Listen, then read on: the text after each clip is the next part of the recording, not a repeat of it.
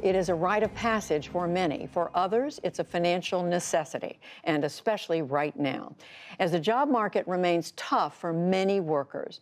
Because of the pandemic, traditional jobs for younger adults and teens, like camp counselors, lifeguards, and waiters, are hard to come by. But as John Yang reports, some local governments are providing young people other options. In this summer of the pandemic, a new breed of summer jobs.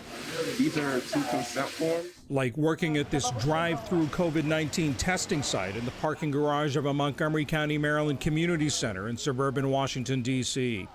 18-year-old Sean Faison is on summer break from college. Right now, I'm doing traffic control and just running samples back and forth. Yesterday, I was doing intake, so helping people with their registration and things like that. Is this what you expected to be doing this summer? Not at all. They're part of COVID Corps, a summer jobs program created by the county to support its pandemic response.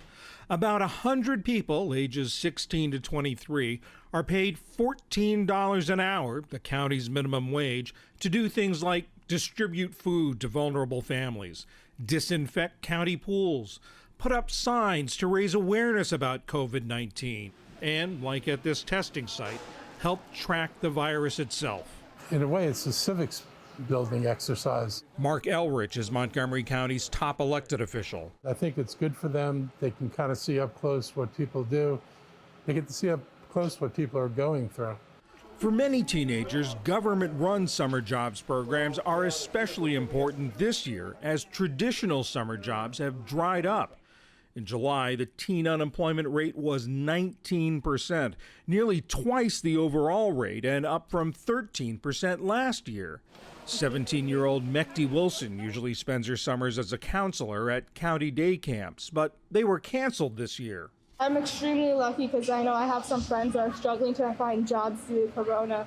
For years, city-run summer jobs programs in places like Boston, New York, and Chicago have employed tens of thousands of young people from low-income families.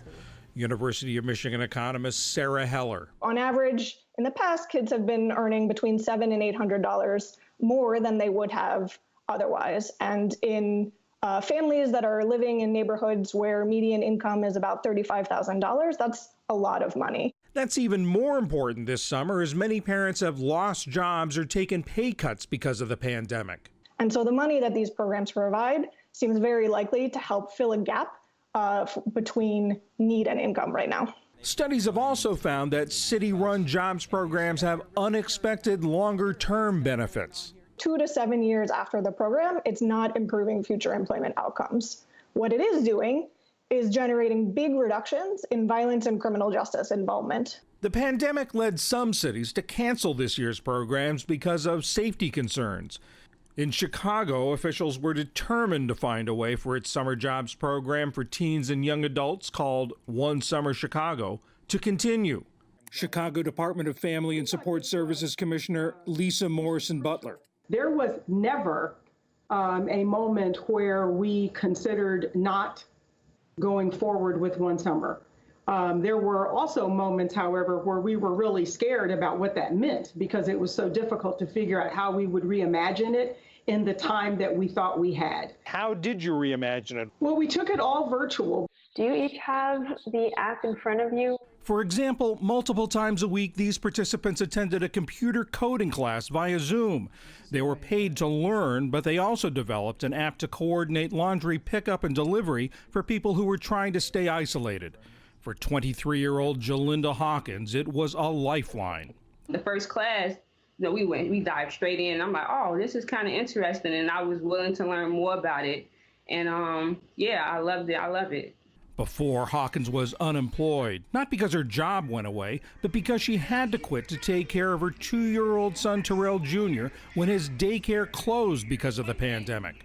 It's just amazing actually being able to work at home and still be able to teach him and just, watch him just expand and just grow.